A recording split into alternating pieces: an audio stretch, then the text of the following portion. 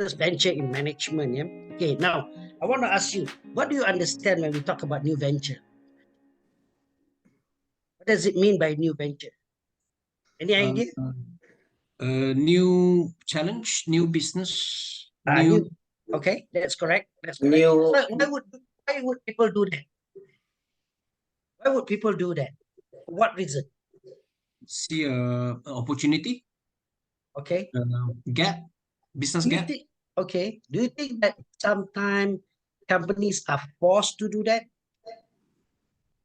Company are forced to do that. To venture Organizations are into forced to do that. It depends on the company situation, whether they enter new venturing new business because of their company situation, or maybe they wanted to look into new opportunity. It depends on the company direction. Okay. Yeah. Sometimes, as you mentioned just now, Chan, Chan, Chan, Chan. Yeah, Chan. Chan. Okay, Chan. So Chan mentioned just now, uh, uh, you see, sometimes organizations do that because they look at some business opportunities.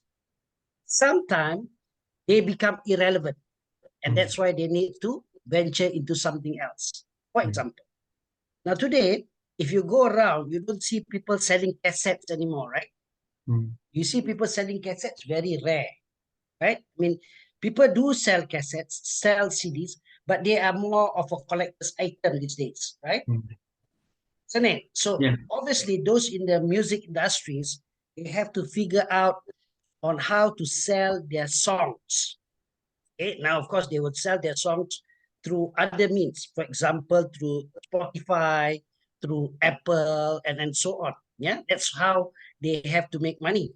Yeah, because if they're still selling by selling CDs and so on, most likely the vast the majority of the people will not be buying those CDs anymore lah. Yeah? So technically, what it means is that when we talk about venturing into new businesses, there could be a push factor and a pull factor. What it means is that you could be pushed into it or you could be pulled into it. Yeah? A pull means that you have opportunities in those areas and therefore you want to venture into those. Now, when we talk about online study, yeah, I remember many years ago, online studying is not something that is common. Today, this is a common thing. Right? And when they first allowing, when the KPT, Kementerian Pengajian Tinggi, allows people to have an online, then technically the university has got to have an online license. Yeah, macam Open University, AEU, all these universities. This is their ataupun wawasan. This is actually their bread and butter. Yeah, because the business sector that they're in is that they are looking into recruiting students from far. Some could be from Malaysia, but not residing in Kuala Lumpur. And some students could be residing in other countries. This is their modus operandi. Yeah. Don't see like traditional universities like University Malaya, UKM, all these universities having online. They don't have all this sort of. Yeah. Then of course, when we had this COVID thing, things stopped for a bit, and then after that we have to carry on. And obviously, a university started to transform themselves, and that means students are allowed to stay at home, and they can still study from a distance. Yeah, at that time they can't even come to Kuala Lumpur and so on. For example, if they're students of the universities in Kuala Lumpur. So they had to figure out how education can carry on lah. And that's how they had it online. But later, they realized that this model is becoming very successful. So more and more universities, traditional universities, colleges and so on started to have online for many reasons. Now, one of the things is that it's because they can get more students. The other thing is convenience.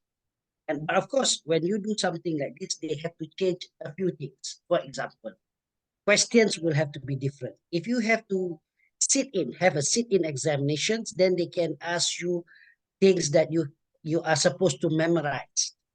Like for example, what are the advantages? Or if later on when you study about this subject, you realize that I'll be talking about value chain analysis. I'll be talking about quarter five forces and so on. Yeah. So in the exam, they will not ask you explain about quarter five forces, because if it is online, then you can just Google and the answers are there already. But if it is a sit-in, then they can ask something like that. Yeah, explain quarter five forces. Then you can explain because it's a closed book or it's a physical punya attendance exam. But when it's online, it's a different thing. So technically, you are being pushed or being pulled into venturing in some sort of a new business or business model. So time changed. And if you recall, over the last 10 years, this word seems to be very popular in Malaysia. Yeah, transformation. Yeah, people transform from one identity to another identity because they want to stay relevant. So that's why this study about new venture, new business venture is important. Okay? Now, in the big picture, when we talk about new business venture, there could be three things that comes into our mind. Okay, one is of course when you start something new altogether. And that means you start from zero. Say you, for example, you are in a business of nasi lemak, and then suddenly you venture into a shoe business space. So you start from zero. That's not a problem. Sometimes new ventures include something like what is more fashionable today, what we call mergers and acquisition. Have you heard of this term, mergers and acquisition?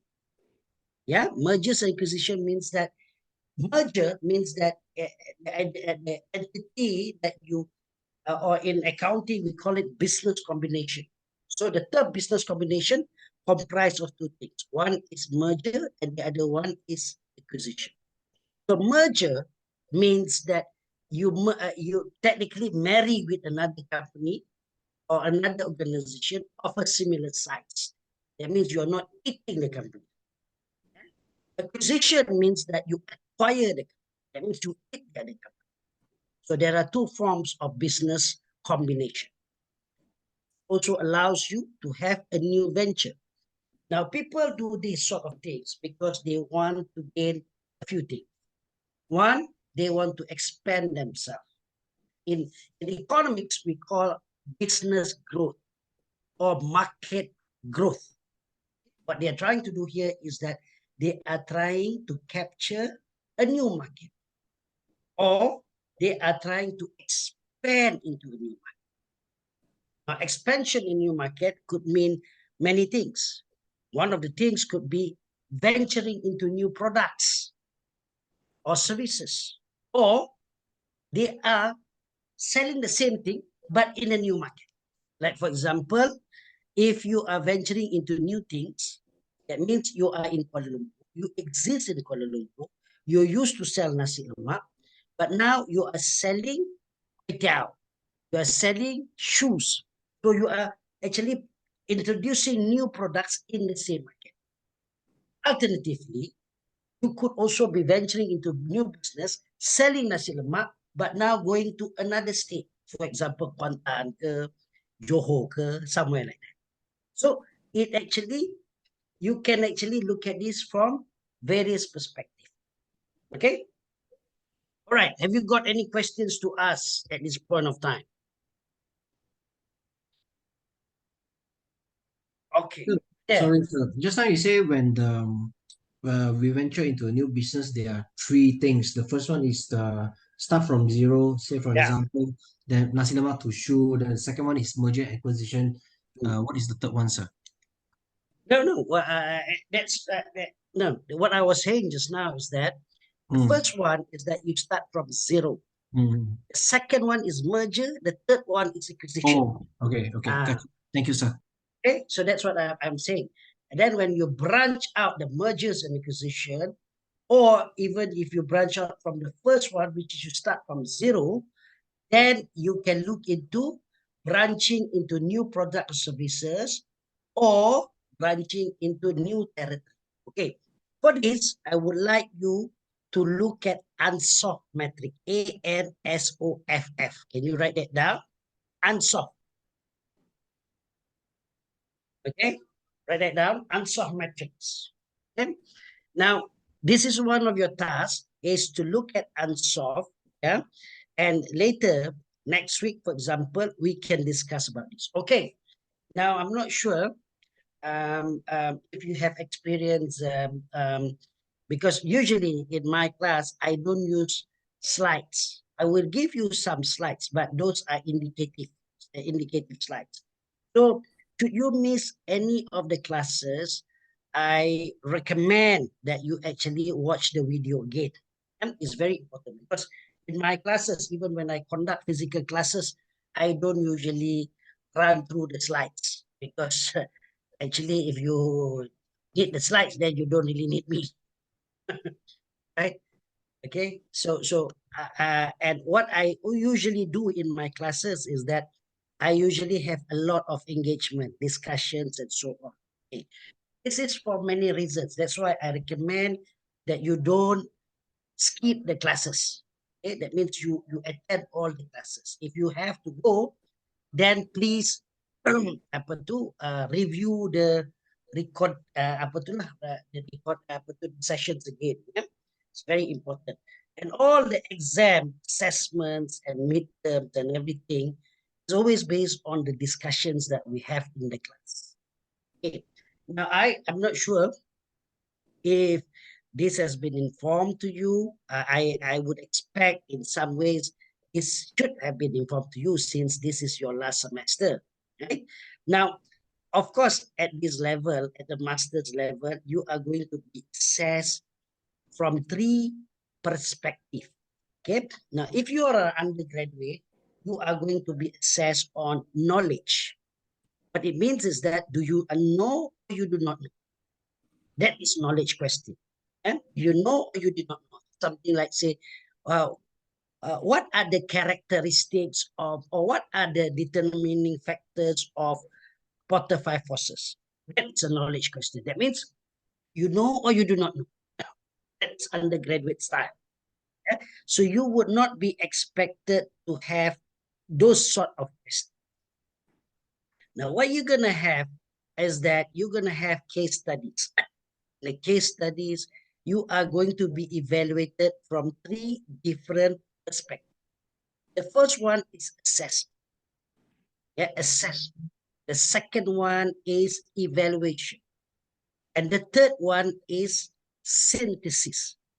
So it is by assumption that you already acquire the knowledge.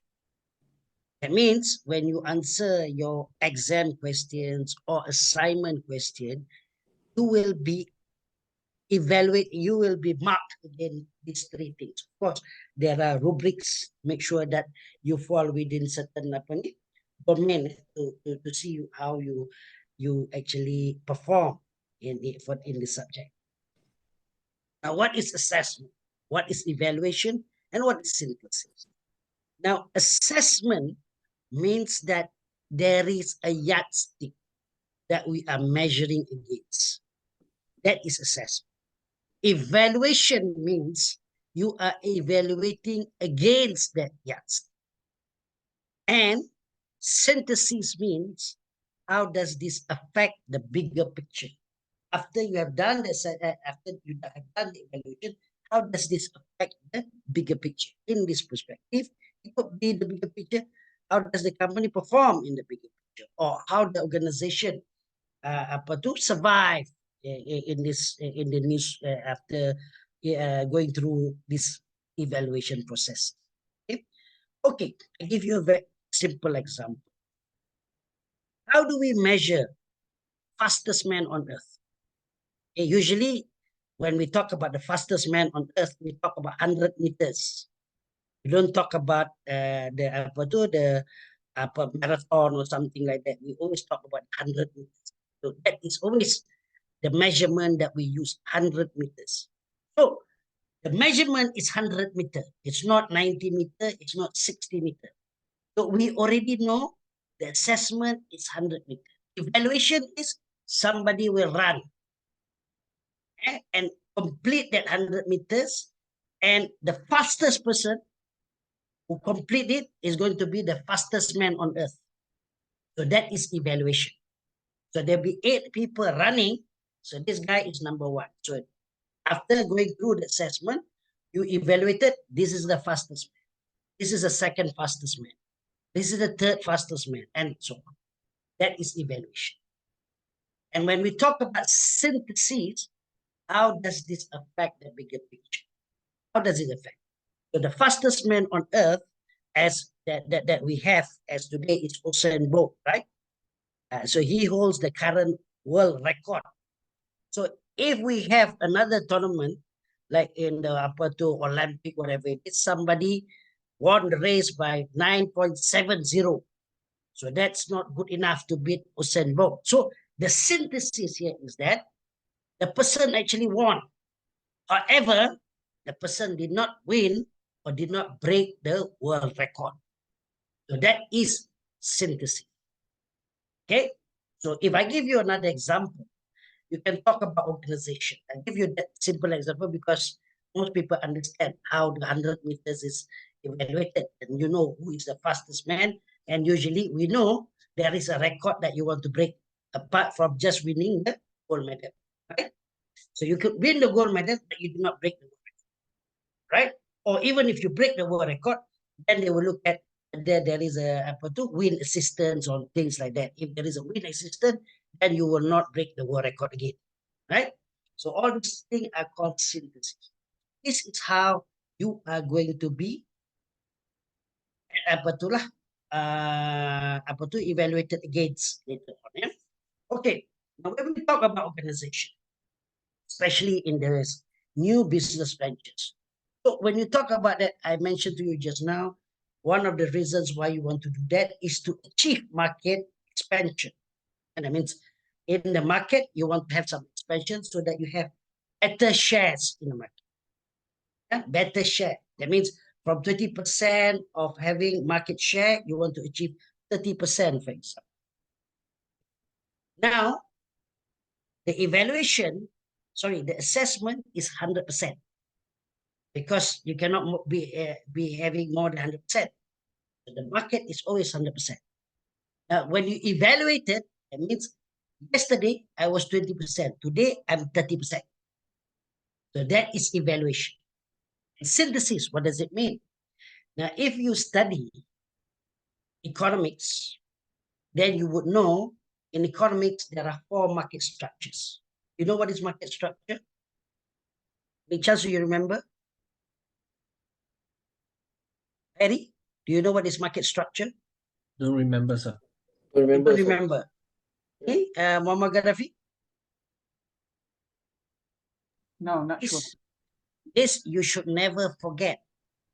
This is something that this knowledge is something that you must have with you until you die. Okay, this one is not something that if I remember I get A, if I don't remember I get B. No, this is a compulsory knowledge, right? Market structures, there are 4. The first one, the most extreme, is the one we call monopoly. Okay, this is another thing that you need to look into. Second one is called oligopoly. Third one is called monopolistic competition. The fourth one is called perfect competition. Now, perfect competition does not exist. The word perfect itself means that it does not exist. It's just a theoretical, meaning to say that when we make comparison, when we make assessment, then we benchmark it against perfect competition to see how imperfect the market is or how imperfect the market is being distorted. Okay, understand? So that's how we can have a monopoly, oligopoly, or monopolistic competition because the yardstick is a perfect competition. Okay? So technically, market, there are only 3. One is the last one, perfect competition, is the theoretical. Okay, why I said this is very important. Now, this knowledge is not for you to get an A.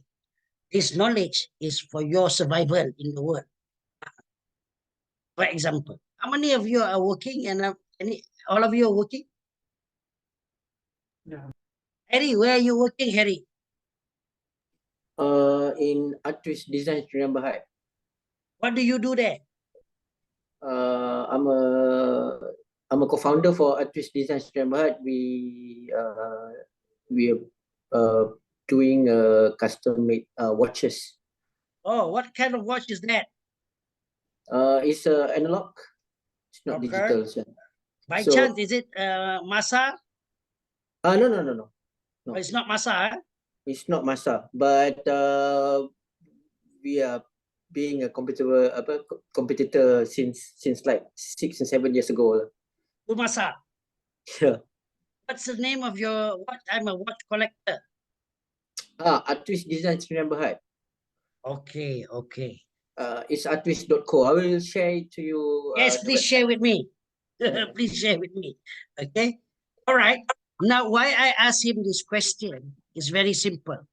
Now, why I said this is very important, because when I asked him, what is the name of your organization? Then I said, and is it Masa and so on. So in the market, you would have to know your competitor. But there are so many watchmakers in the world. Now you got to define your market. If you say that everybody is in the same market, like Rolex, Omega, Oris, Longines, and so on, Panerai, and so on, that means everybody is in the same zoo. That means that you are such a small player because there's too many people. But a more rational person would tell you, hey, hang on a second. That's not right. You see, the watch market should be segmented. For example, these are expensive watches. So they are not in the same category with us. Why are we competing against them? Like many years ago, the Japanese watches was telling everybody that their time are the most accurate. So what they were trying to do is trying to belittling the expensive watches like Rolex, all those Swiss watches. Because many of the Swiss watches are either winding watches ataupun automatic. If you understand about the watch industry, then you would know that automatic watches are never accurate, seldom accurate.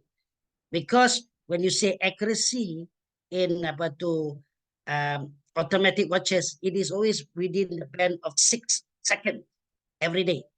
So dia boleh naik atas 6 second atau bawah. Itu kira perfect. That means it's not accurate.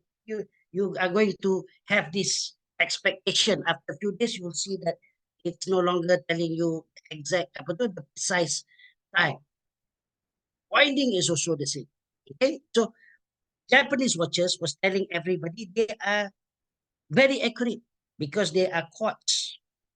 And then, so they want to tell everybody around the world, buy us, don't buy the Swiss watches. Not only they're expensive, they're also inaccurate. Why would you want to have expensive watches that are inaccurate? What is the purpose of wearing watches? To tell you the accurate time, isn't it? You should not be tricked. Like for example, if you are in the UK, for example, time is very important, and when you deal with transportation, they are usually very precise. Can you imagine if you wear Rolex punya automatic punya watches, and you've been wearing it for the past for 4 days, then obviously there's like one minute or whatever it is difference, and by the time you reach the underground, the train has already gone. You say, hey, I arrived on time. They'll tell you that actually 1 minute passed already. Then you get very upset. You say, hey, this is a very expensive watch. I bought it for 10,000 pounds. 10,000 pounds is equivalent to almost 60,000. How can this be inaccurate? They tell you, why do you just buy a 50 ringgit watch? Which gives you a accurate time, right? So what actually happened was that the Swiss watches then tells people that they are accessories. They are not watches. They are accessories. That's why when you buy all these watches, expensive watches, you see gold, diamonds and things like that. Or they are craft very nicely. They are accessories that looks nice on your wrist, for example. They represent style. They represent standard. They represent other things, right? Apart from just showing the time. So this is how they actually exclude themselves from the competition of Casio, for example. Understand? So they are two different people. The same as universities, for example. Have you tried to see how much is the fees for Harvard? If you say you want to do MBA, have you got any idea? You got any idea? How much is it to do a 200,000?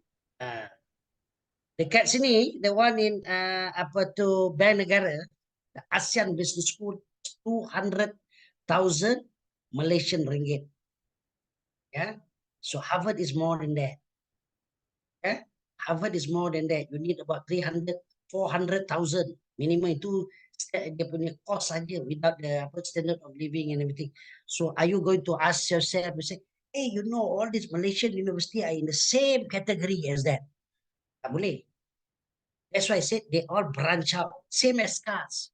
They have different category. You cannot put suddenly Kancil fighting with Mercedes-Benz and say, hey, look, Kancil sales are much better than Mercedes-Benz. Technically, Kancil is performing much better than Mercedes-Benz. People's preferences are much more. Itu salah analysis. They are in the different sectors altogether. The Mercedes-Benz are fighting again. And even that Mercedes-Benz got SUV, got the small compact car, got the sedan. They're all fighting in the different categories. There are other subcategories, luxury cars in a saloon, in a sedan, in the SUV. Pump, lain category. So you can't simply put everybody in the same apa tu zoo and then you tell them that okay, who's better than who? Who is the strongest? And we compare Ula Sawa and also Harimau and Gajah, put them in same cage and tell that actually this guy is the best. And Semut is also in the same cage. You know, Semut, the small Semut. And the fish is also in the same cage. The fish will tell you, hey, hang on a second. I don't live on the land. What are you doing? This is where people always get this wrong. Because they look at one perspective and they never look at the sectors that they eat. You understand? Why I said this thing is very important? Because like now Harry gave you a very good example that he is competing. So he said Masa is our competitor. Yes. Why Masa even? Masa is a Malaysian brand. Swiss made, but it's a Malaysian brand. Okay, so maybe that is something that we can put ourselves in the same category. Now, same as oil and gas. You ask some of your friends, hey, where you working in oil and gas? All right. What do you do? And say something like refine, I'm whatever it is. Then you try to figure out. Right? So how big are you? I'm only 2 people. Oops. Are you in the same category as Petronas? Are you in the same category as Shell? You're different, obviously different, isn't it? You're just one of the player in the big supply chain. So your competitor could be somebody in the same category as you, not Petronas, not Shell, not VP, not HP or whatever it is. Right? Petronas, Petron, they are in the same category. They don't fight with you. Right? The same thing as when we go to Giant, for example. They say, oh, this Ali Maju, is doing so well. Ali Maju is not fighting against Giant or Aeon. These people are in a different category. They could be selling nasi lemak. If you go to Giant, they also sell nasi lemak, right? There's a section on food, they sell nasi lemak. Then you say, hey, you know what? How come the Giant can sell 2 ringgit 50 cents? Ali Maju is selling at 6 ringgit. Does it mean Ali Maju's nasi lemak much better than Giant nasi lemak? They serve for different categories, right? So you need to know all this sort of thing. Then only it makes better sense for you to do assessment. Assessment, like I mentioned to you, is the parameters ataupun the ruler ataupun the yardstick that you use for measurement. And only you know how good or how strong you are. Okay. Same thing. Okay, Muhammad Gaddafi, what do you do? Kerja. Yeah, what do you do? IT. IT. Are you an owner? Are you an employee? I'm an employee. Okay. What about you, Chan? What do you do? My business is in Cambodia, sir. Oh, okay. I own a tobacco business. Oh, So I got the it's students there. in Cambodia. Yes, I have about 2,000 over students already. Let me check. I think her name is apa nama dia? PU. Perempuan ke, sir? Mestilah perempuan. Okay, mungkin kenal. Nama dia Puyok. Oh, tak kenal. Phuyoke. Dia one of my best students from UPM. Tak kenal, tak kenal. Tak kenal, ha? Tak kenal. Betul ke? Ya, betul, tak kenal, sir. Lawa ni, takkan tak kenal. Tak Nak besar kenal, lah kalau kau tak kenal. tak kenal lagi. Belum kenal Kau lagi, sir. carilah. Tapi dia ada boyfriend. Tapi boyfriend dia kat Malaysia. Boleh, ada peluang. Oh, okay, boleh. Ada peluang. Ini budak bijak lah. Dah lawa. Rare species, sir. Nanti Dah kau lawa. carilah. Cari dia. Boleh jumpa. Mesti ada grup sana orang Malaysia kan. Betul. Cakap, anybody view Dr. Amir's ex-student, especially from UPM. Kan? Lepas tu you terbirang lah. Cakap, I'm the best student from Uni Razak. So he told us that we should have alumni punya Dr. Amir's alumni, students alumni. Good idea, sir. Okay. So why I said this thing is important is because even when you go for an interview, are you in the hospital, Hairi? You look like you are in the hospital. What happened to you? Yes, sir. I He's in got hospital. operations, Prof. Oh, are you all right to attend the class? Yeah, can. No problem. It's very interesting. Then it should be no problem. I'm afraid after a while the doctor might get upset. They're checking on your BP already. Okay. I hope I don't upset the hospital. No, Prof. And the doctor might just, terminate the Zoom. Bilik private tu Prof, tu bilik orang kaya tu. Oh, bilik orang kaya. Okay. Which hospital are you in at the moment? KPJ Ampang Puteri. Oh, Ampang Puteri. Okay. I got ACL for my knee. Ay, Ronaldo pun tak dapat ACL. Macam mana kau boleh dapat ACL?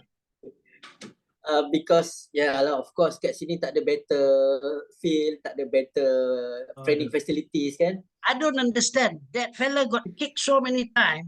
Every game got kicked. Here's the thing I don't understand. Actually, this one become very fashionable. My staff also kena 3 bulan. Nah, I Dia got new toys. bukan reti main pun. Kan?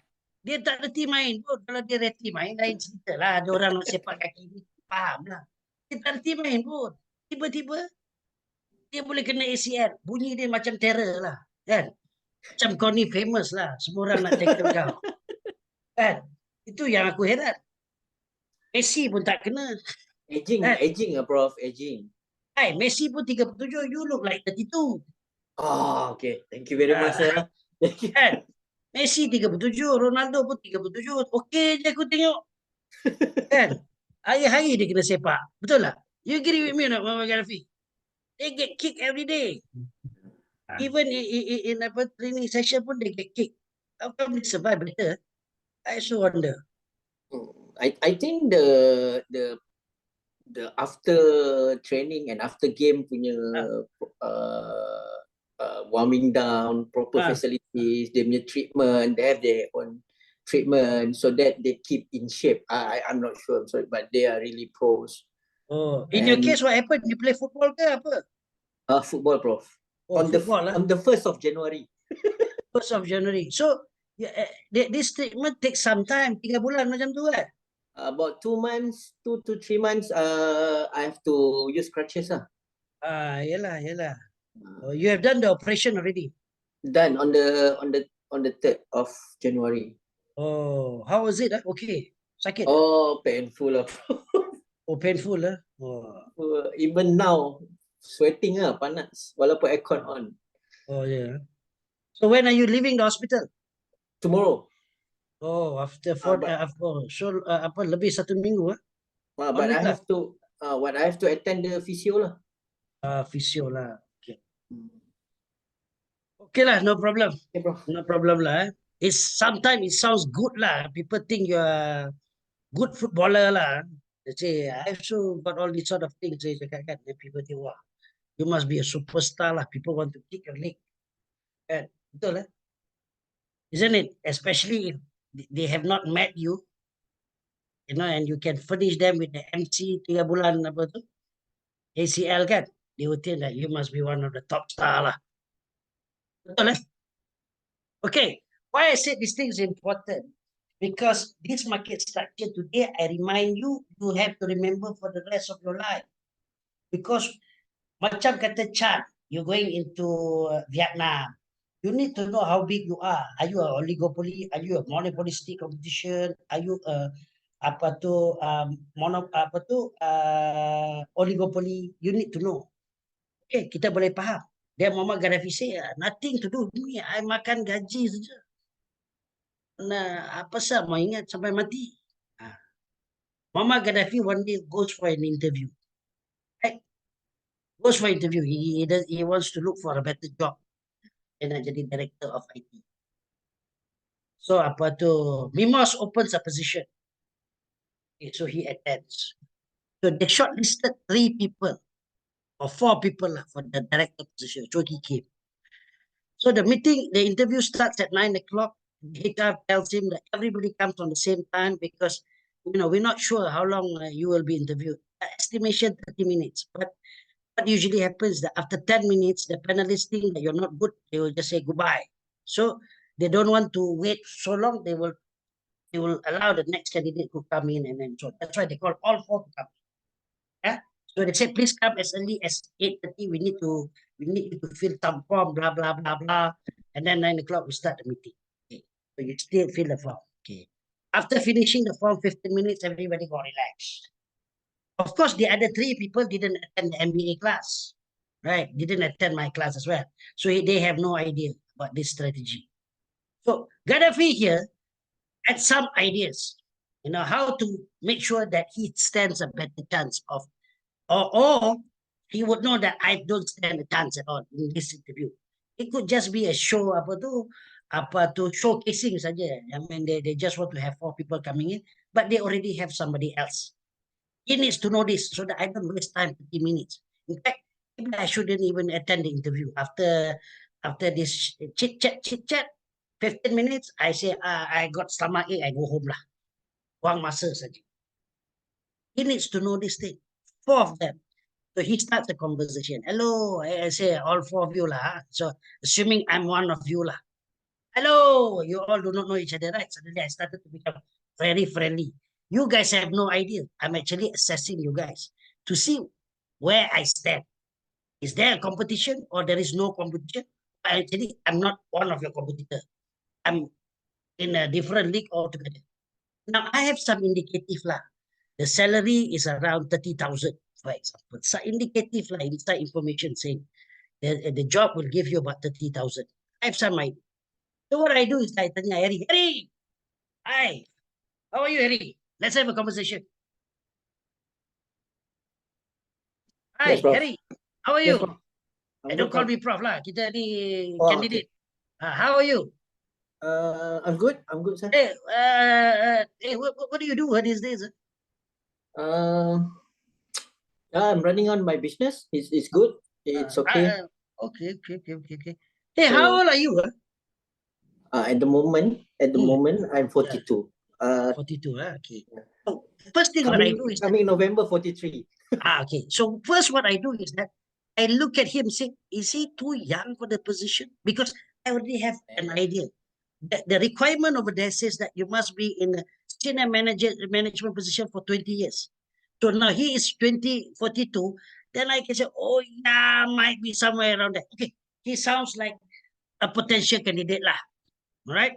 And then he seems to be running his own business. I assume that he must be successful lah. Looks like very smart, wearing expensive watches. So I think, okay, it looks like one of my competitors. But of course, he doesn't know why I'm having this conversation, right?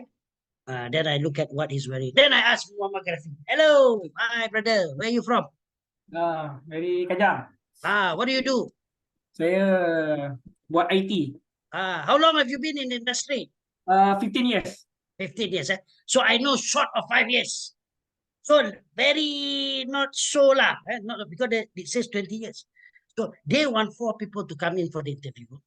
So some people are just going to make up the numbers to make it look as if it's a fair competition.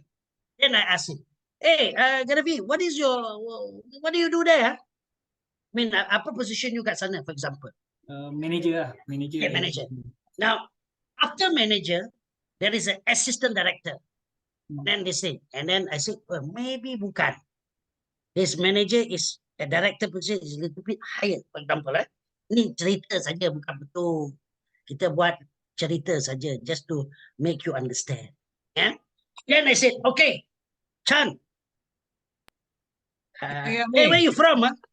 I'm from KL. Chan, what do you do, Chan? I have not been working since I graduated. So when have did you not been graduate? working. One of the local university 20 years ago. Tak adalah, katakanlah 5 years ago lah. Okay, 5 years ago, sir. Ataupun, never mind, 20. Never mind. Looks like a politician. They say, what do you study last time? What's your forte? Business admin. Memang tak. I mean, you're not my competitor. Actually, my competitor is only Harry. Understand? These 2 other people, saja noises. In physics, we call noises. Noises ni tukang kacau lah. Dia tak ada apa-apa. So, my main competitor is Harry. So, the real competition in that meeting room nanti is an oligopoly in the market structure. There are only 2 players fighting for the position. The others, they just make up the numbers. Now, there was one time, I attended an interview for a registrar. Kalau you tahu kat universiti tempatan, local universities, public universities, big universities, registrar is number 2 after VC. This is a very high position. Registrar is the one who takes care of HR matters. That means everybody is under HR. Discipline, even the creator, transportation, all under the registrar. So I came. Now, I have quite an extensive CV. Yeah. I have a PhD from Cambridge University. I have about 12 different masters. I have about 27 years of working experience. So technically, when I went for the first round interview, I got some indicative that I'm a very strong candidate, okay, for this position. And after the interview, the state will say, oh, you definitely go to the second round. Okay. So the second round will have about 10 different people, panelists in there. They're all top 10. Okay. Now, there were 8 of us who were invited for the interview. Now, one thing they made a blunder. They made the only people who were supposed to compete, number 1 and number 2. The rest, okay, I was number 3 or number 4 as a candidate. But the number 3, for some reason, number 3 and number 8, they are not going to be considered. Okay, they just put my name there as like a heavyweight, as if there was a competition. The other one was a housewife. How can you call a housewife to attend an interview? That is a joke, isn't it? Another one is an owner of a very small college, unknown college. Even though the person said, I'm the CEO, but this is a small college. This is a big university that has about 25,000 people.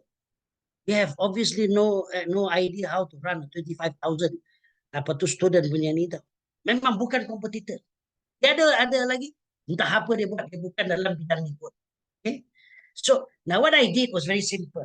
I sat down and I look at What is this guy doing with all the laptops and playing around with the slide? I thought we don't have to prepare anything. Obviously, this guy got some insight. The other guy also did something similar. Then I look around and say, hey, what do you do? Then the person said that, actually, I'm Deputy Registrar at University Malaya. And I said, oh, okay, good. Then I asked the other joker, hey, what do you do?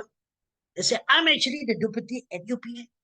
So I knew actually these are the two main people to be considered. Now, on the other hand, I have never done this job. I'm only a dekan.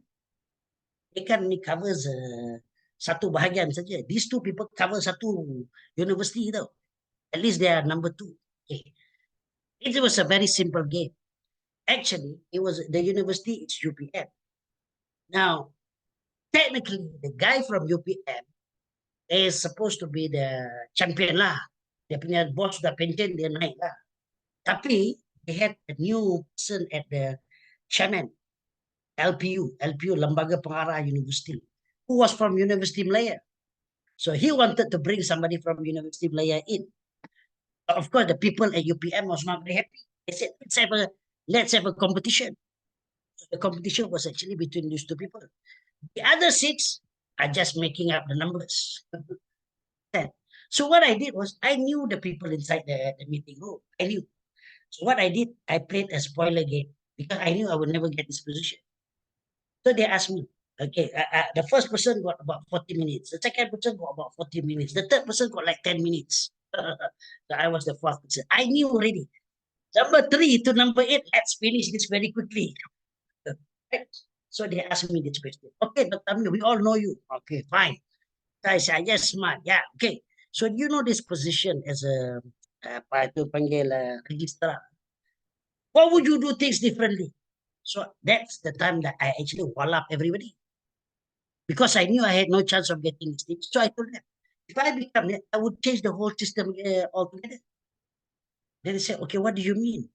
You know, there is a problem. Currently, there is the way we look at the success of a lecturer is not the way that I wanted it to be. Oh, what do you mean? You see, you people, you all nice people here holding very high positions, you know how you get there and how we have to pay for your pension for the rest of it? You got there because your students work very hard. Your student actually work for you.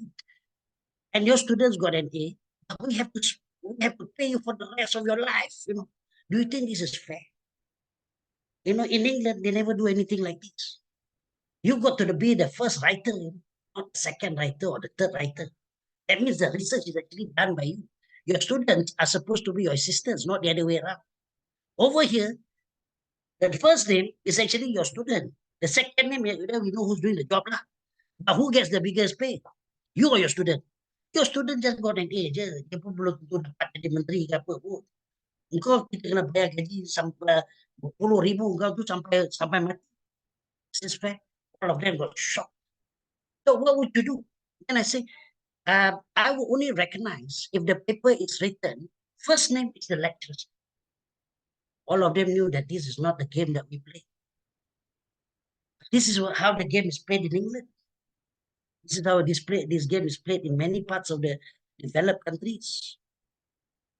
You understand? Obviously, they are not pleased. All of us got here through this system. System has benefited us. If we employ this guy, he's going to be a troublemaker, isn't it? I use the session just to tell them, hey, you people are doing nonsense. So I knew I got no chance, right? 20 minutes, thank you, Dr. Ami. That's the talk. We call you if you're interested. Right? You know you're not going to get the chance. So these two jokers, the first two jokers were all fighting. The others all make up a 5 minutes interview, 10 minutes, just coming in, hello, thinking that they got a chance, but they got no chance at all. Right? If somebody else who had no chance at all, the person said, thank you very much, I should go. Because, you know, why am I here? I'm just a housewife. How could I be called for this kind of interview? Right? Understand what I'm saying? That is the powerful of market analysis. That's why I say anything you do, even if you want to get married, also you should also do like this. Hey, who's the most popular actress today? Gaddafi, you sudah kahwin ke? Sudah? Satu ke dua? Satu. Belum, 3-0 lagi lah. Belum lagi. Harry, ada berapa Harry? Satu ke dua? Masih satu. Ada 3-0 lah. Betul bro. 3-0, okey. Dia action sikit lah, dia duduk hospital, bini dia tak ada. Ini dia ada, kena kerat lah dia. Kan? Bini lah dia. Kan? Bini dia tak ada, dia tunjuk terror lah. Kan? Okay. So what happened? Who's the most popular actress now? Chan? Tak tahu. Dia Cambodia punya market. Okay. Amber Heard. Siapa? Ni, Harry, siapa ang minat?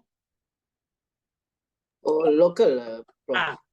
Oh, kau tak main local, international aja. Local, saya dah lama tak tengok drama Melayu. Drama, okay. Gaddafi, siapa? Siapa famous ni? Angelina Jolie.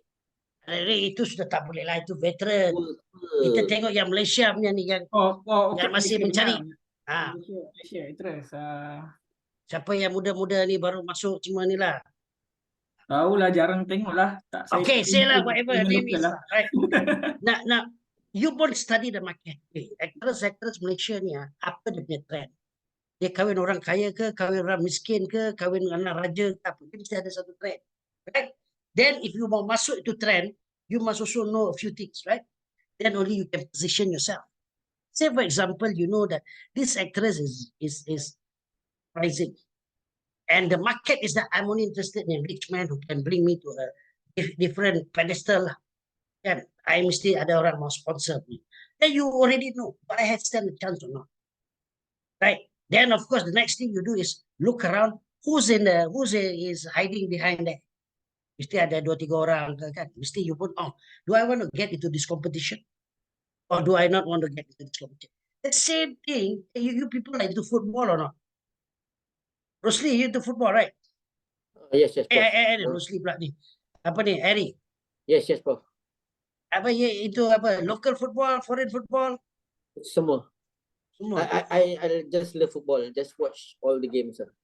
No wonder lah you look like you're happy to get the ACL lah. You feel appreciated of the game. Okay. So what's your favorite team? Arsenal. Akhlak lah. Ni Gaddafi, what's your team? Saya tak tengok bola. Tak tengok bola. Saya ambil yang nombor 1 lah. Siapa nombor 1 sekarang tu lah saya minat. Okay. Better answer lah than Harry. Okay, ni Chan, what's your football team? Malaysia, sir. No. Foreign. Team, Goreng country. Manchester United. Okay, I'll see you next sem, confirm fail. This sem confirm fail. Liverpool. I think the A student we know who already lah. Kan? Gaddafi by default sudah A student lah. Potential failure Chan. Confirm coming back next semester. So there are only 2 actually strong candidate lah. Tapi Harry confirm nombor 2 dalam kelas lah. Kan? See what I'm trying to say is that all this football team, they also have a different league. So for example, if one player is available in the market, so siapa Mbappe is available in the market, you think somebody with a rich, duit yang kaya macam kata Brighton lah, suddenly say that, you know what, I got this amount of money, 300 million pound, don't worry lah, I just want to have Mbappe playing for us. So how much can Real Madrid pay? Mbappe say, 200 lah. Never mind, I pay 100 extra. You think Mbappe will go to Brighton ke tidak? What do you think? I don't think so, bro. Most likely don't, right? You see, you know Rod Gullit? You know Rod Gullit? Yeah, Rod Gullit. You know Rod Gullit? Yeah. You know Rod Gullit used to play for Chelsea. You know, in 1990s, I was in England. I did my PhD. 1990s, I was undergraduate. I remember My cousin was doing his apa tu, he was staying in Chelsea. He was staying in Chelsea because he studied in King's College. King's College is very near to apa tu Chelsea lah. Basically, on Sunday we actually go to Stamford Bridge because in the morning before they refurbish the whole place, right? The old Stamford Bridge, I mean the same stadium lah. Sudah kasih cantik, but before that, Stamford Bridge in the morning they have garage sale. Macam itulah Selangor punya tu stadium. Tapi di dalam parking. So why we always go there is because these are rich areas. Rich people. Rich people got very nice thing. And they have no appreciation for values, you know. So they simply throw. So we can buy all this thing at a very cheap price. Kita orang Malaysia pandai. Kita pandai beli barang dengan harga murah. Dia mau buang kita angkat. Understand? They are all rubbish collectors. Right? So they sell things very cheap. Now on the other side is Fulham. Fulham and apa tu is very walking distance saja. Right? Ni orang kaya punya tempat lah. Now in 1990s, before this Abramovich came into the picture, they have this guy called Ken Bates. Ken Bates after that went to Leeds. They have Martin and Ken Bates as two owners. Martin died because of the apa tu helicopter crash. So there was only Ken Bates there, right? Now Ken Bates is unknown quantity. It's not like siapa tu Sheikh Muhammad. You know, Sheikh Muhammad. Everybody knows him. Right? He's the owner of Manchester City. Right? Everybody knows because he's a big tycoon. Ken Bates is maybe lah orang England kenal lah. Few people kenal lah because he's a Londoners kan. Ken Bates okay lah, you know. Macam sekarang the owner of Manchester City, the 25 lah, Richard apa benda tu kan, is somebody known lah, known but to England lah, but not to other places kan. So Ken Bates is nobody, not really a somebody. Chelsea is a mediocre team, not even playing in apa ni. So the only thing that people would know about Chelsea is because the coach or the manager at that time was Glenn Hoddle. So Glenn Hoddle was an England player, and he has a certain style, and people in Europe knows about him. Although he is not like he didn't play for top team, he played for Spurs kan. Spurs ni dulu pun bukanlah top team, doesn't win European cups and things like that. The most they could go was an FA Cup. Those days FA Cup was very popular. FA Cup is something that people watch around the world. Okay, so people knew Glenn Hoddle because Spurs was an FA Cup team. You faham tak?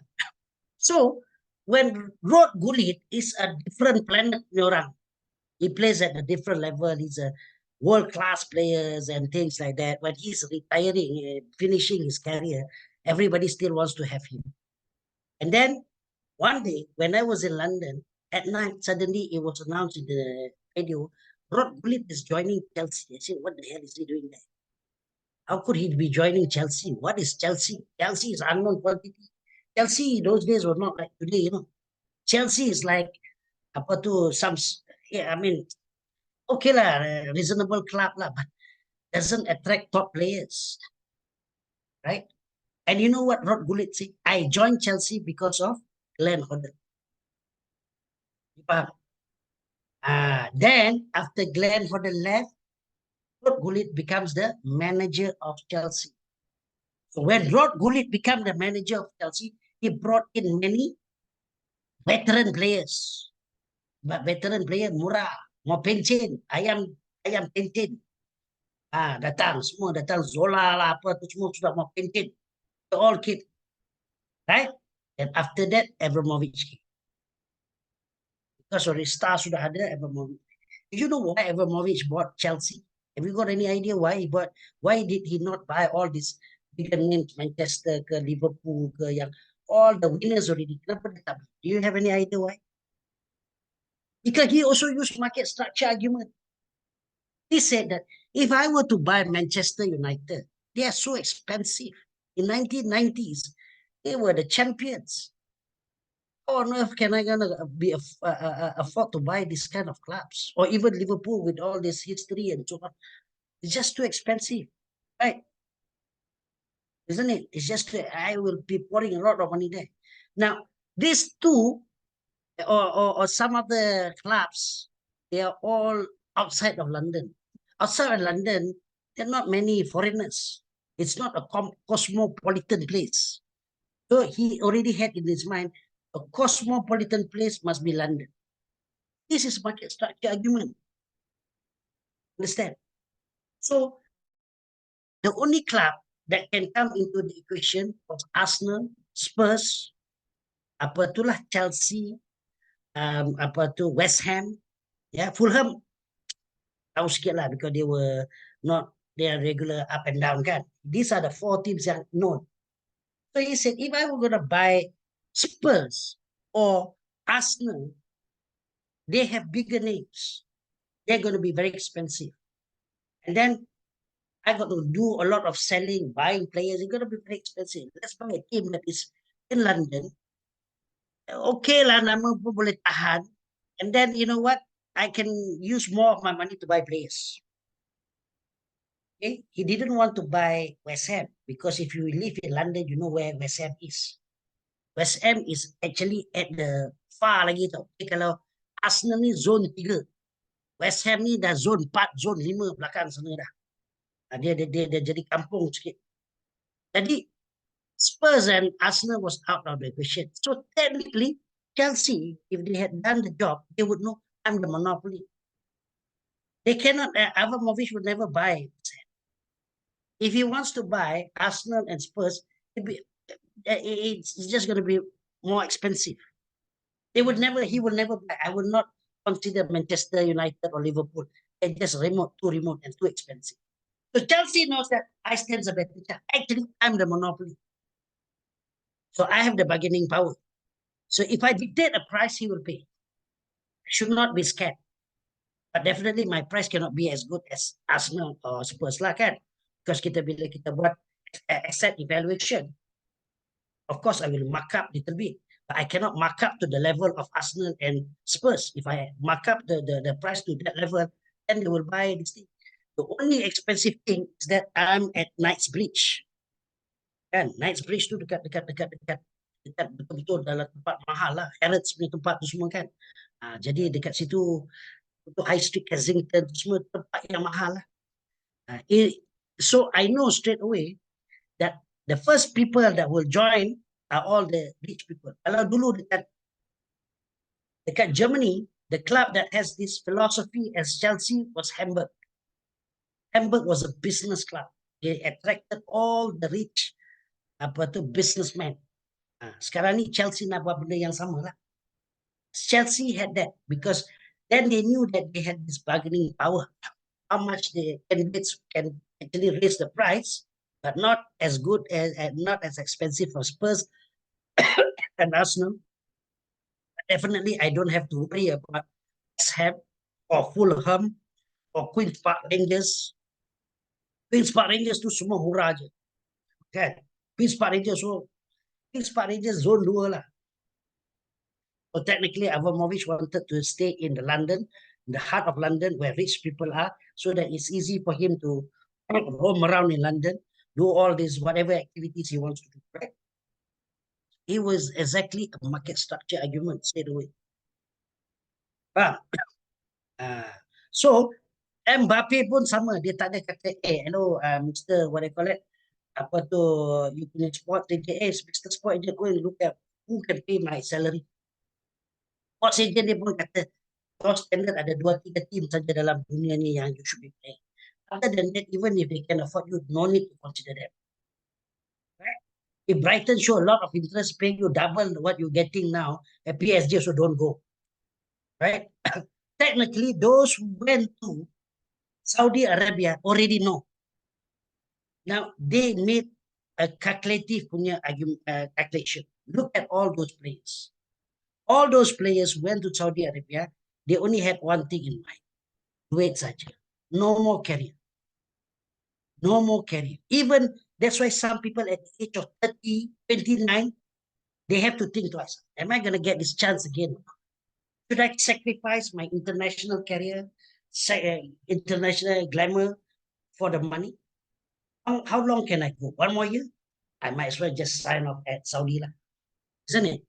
That's the same model that people did in China many years ago. The same model that people did in Japan. All retiring players went there. The same thing that people did when they go to US. Because they don't see themselves as becoming a glamour player anymore. They just want to cash saja. You understand?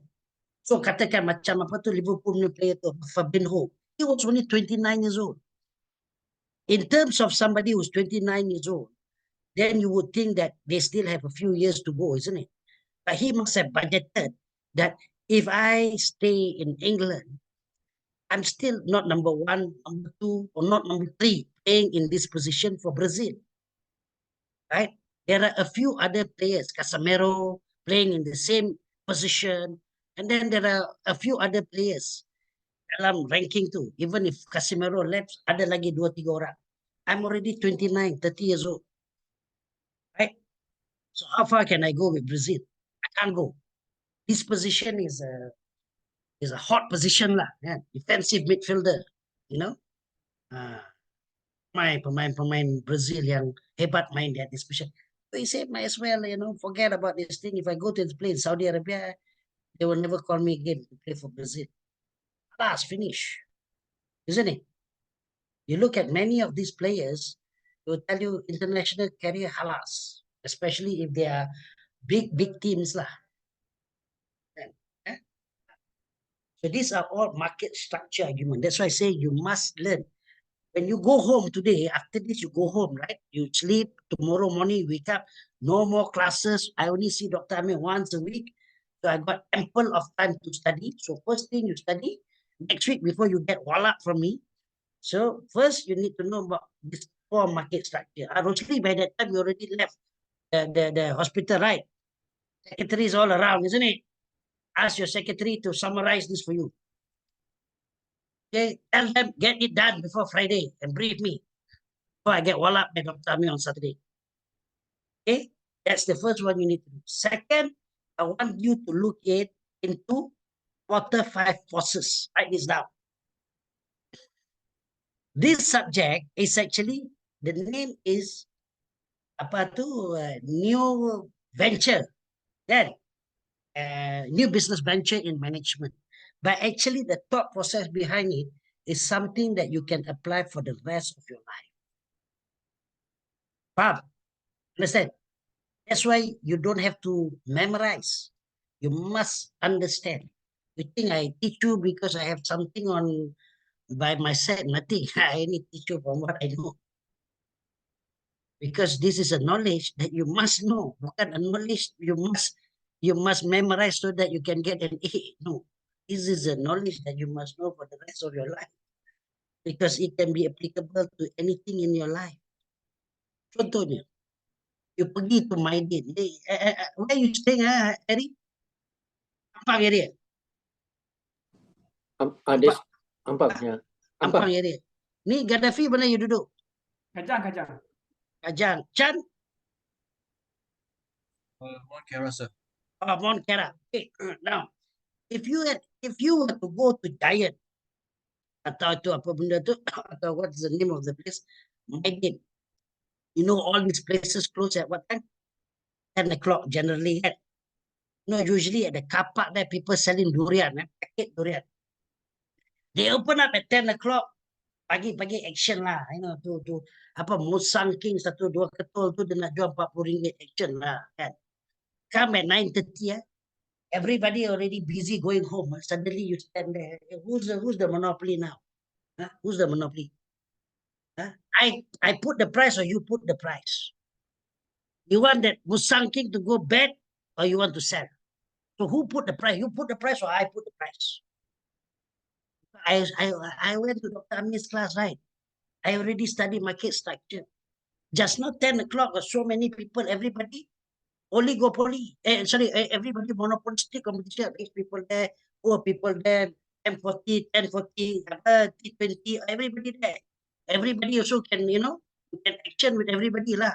You put 40 ringgit, you don't care. If somebody say, give me 35 ringgit, sorry. At 9:30 at night, I would tell you, hey, I'll buy from you 20 ringgit. The guy also, 25 lah.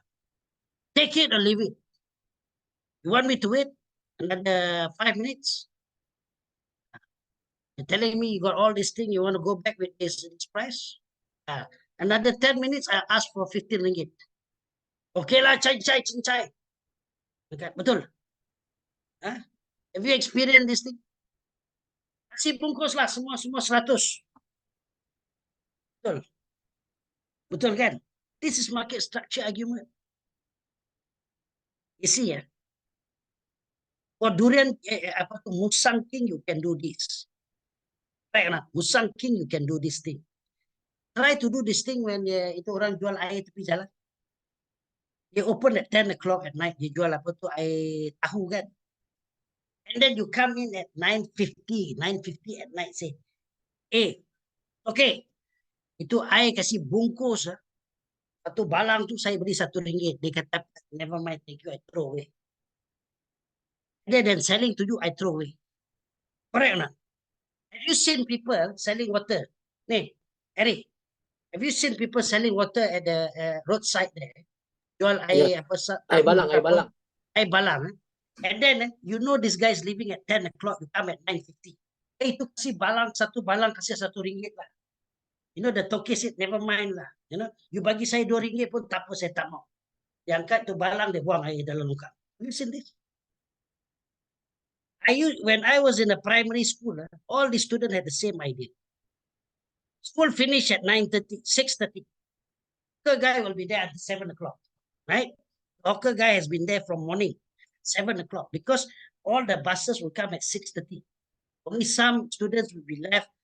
Their parents will come in later, at most 7 o'clock. So the guy is wrapping up the whole thing. Some cheeky student will come and sit next to the toke. Toke, tu air kasih lah. Saya ada 30 sen saja. The toke said, never mind, you keep the money. Look, the whole thing, right? He will throw it to the, throw it to the longkang. Why? You cannot use the same argument. Because the toke will tell you, if I sell it for 30 cents tomorrow, nobody will buy for RM2. Everybody will wait. Even the father also will wait at 6:45. Right? The father will tell, let's wait 15 minutes. Then I can buy everybody a drink. I want at RM3, now I can buy 10. At RM3. Right?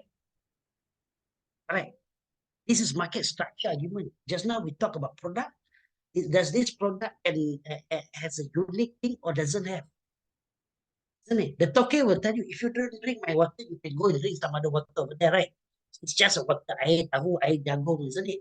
There's no uniqueness. This is called monopolistic competition. Just like you lah. Kan, tomorrow morning, you go for breakfast, right? And people go for breakfast. Just go around and say, hey, that roti canai looks nice, I want to eat. Then suddenly they see a long queue. Yeah, do I want to wait 30 minutes for the roti canai or can I just eat nasi lemak over there and get the nasi lemak now? Price almost the same. I might as well take the lemak.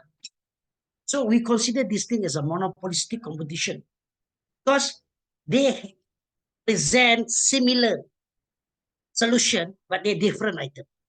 That is monopolistic competition. Monopoly, this is the only thing, like if you don't have this, you wouldn't have it. Right? This mouse cannot be replaced by this water. Right? This mouse is required for me to play around with this. Gerak ni. Understand? That is monopoly. So same thing as Mbappe. So Mbappe will tell you, I'm a monopoly. Who's in the same category with me? Nobody is the same category with me, right? So if PSG said that it's 250, somebody has to pay 250. But if you get somebody, say, somebody else lah, siapa yang sekarang ni terror? Macam David Luiz, ya. Aston Villa. Suddenly sudah naik lah kan. Now Aston Villa number 2, right, in the league. Number 2 or number 3 in the league, right? And because number 2 in the league. And then suddenly all these new names start coming out lah. Apa tu dia punya right back, Captain Ash come out. And then all Martin come out. Everybody come out lah. And then suddenly people thought, hey, David Luiz is a Barcelona punya standard. Suddenly Barcelona standard. Never mind. So Barcelona suddenly make a phone call. Hello, Aston Villa. Hey, that guy, that David Luiz, we wanna buy him. Okay. Then suddenly Aston Villa say, yeah, no problem, selling him. No problem, 150 million. They sell you must be a joke, right? David Luiz cannot be 150 million. There's so many players of similar caliber playing in that field, in that position, correct?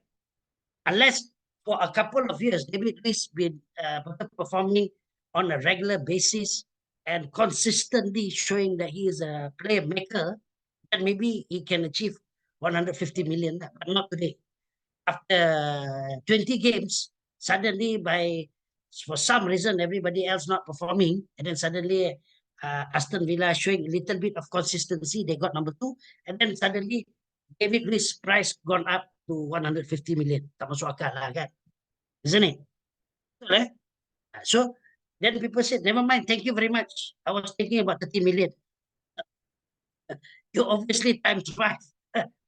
I look around for somebody else. Kan? Betul kan? Tapi kalau you telefon PSG, hello, itu Mbappe available. Yeah, he's available for the right price. What's the price? 250. Can I beg in for 180? Thank you very much. But there are certain market share, market price. Okay? Why I want you to understand this is because a lot of the things are centered around this argument, market structure. Okay? So if you want to venture into anything, it is because of understanding of market structure arguments. So this is what you need to do. Okay, now I need you to understand about quarter 5 forces because this is a very good way of understanding how organizations are going to position themselves. So this is another thing that you need to look into. Yeah?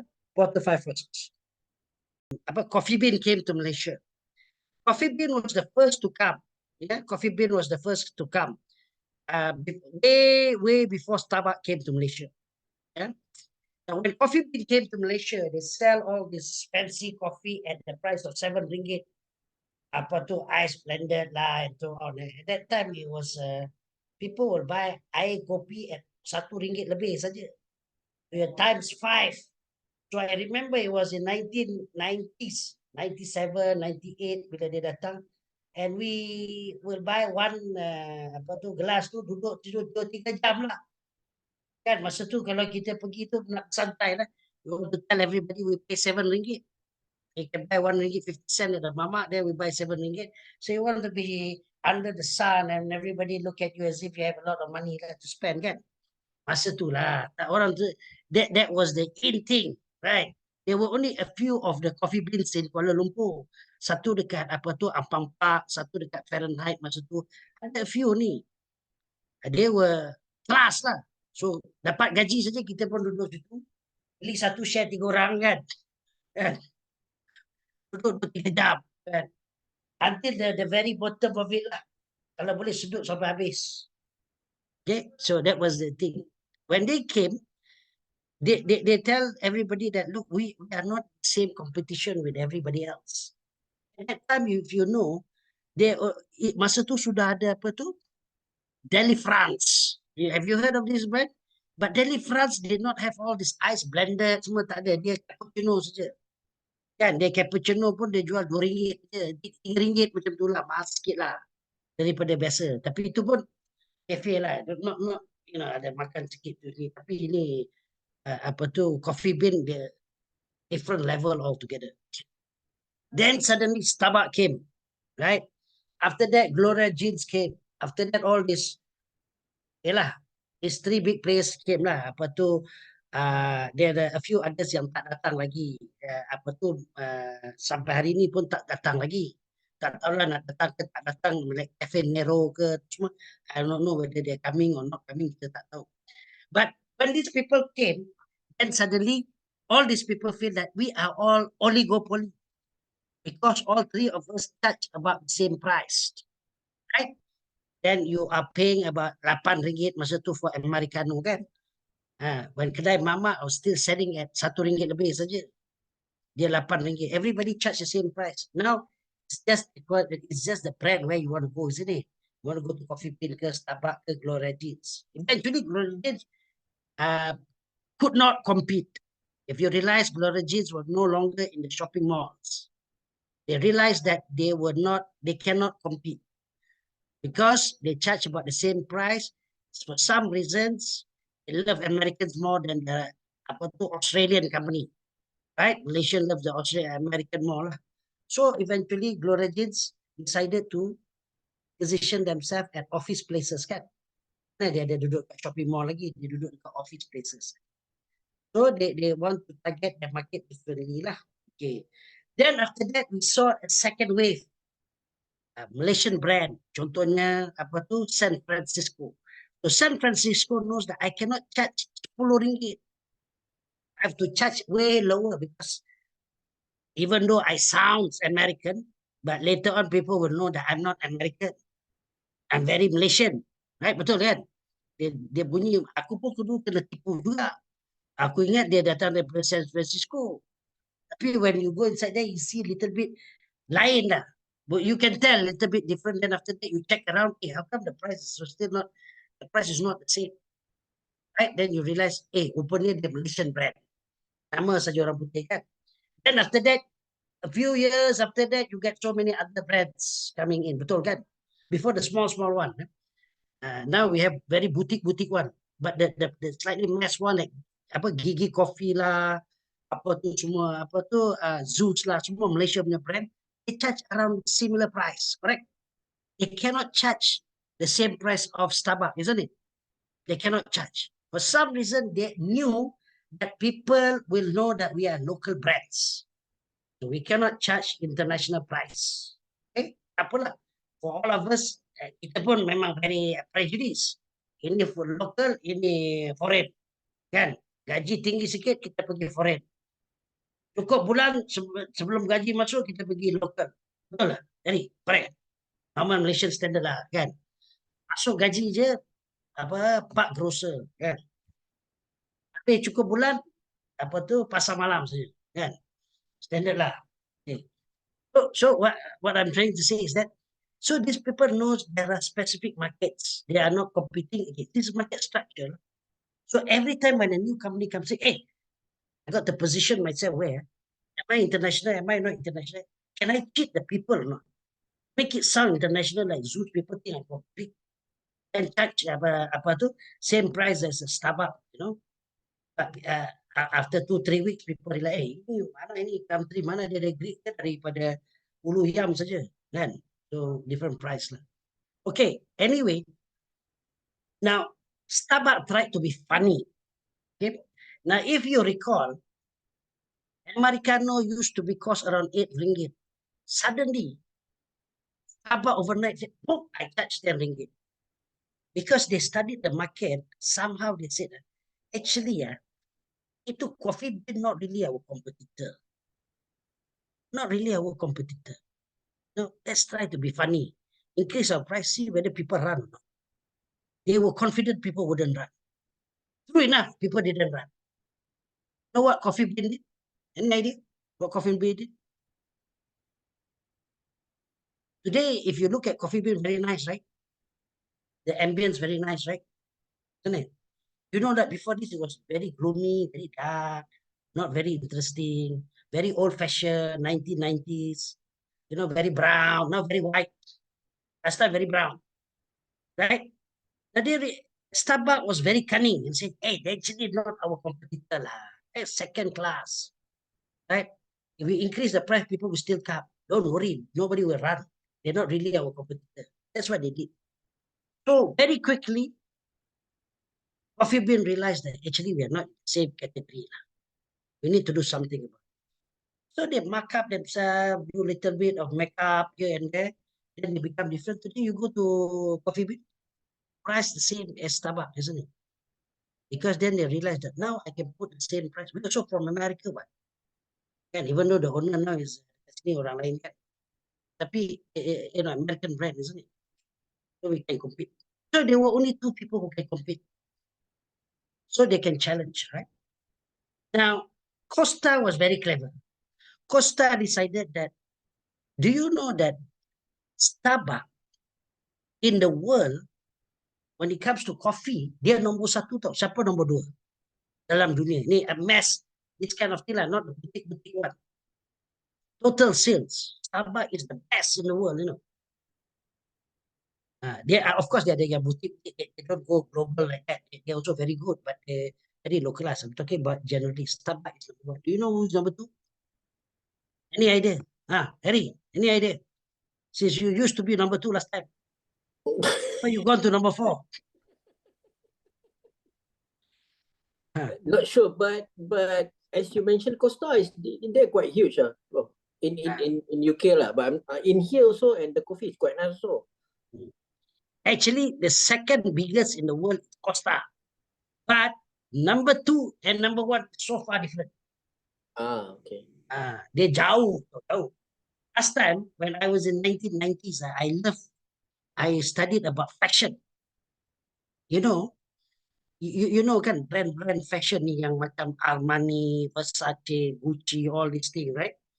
So there are three different markets.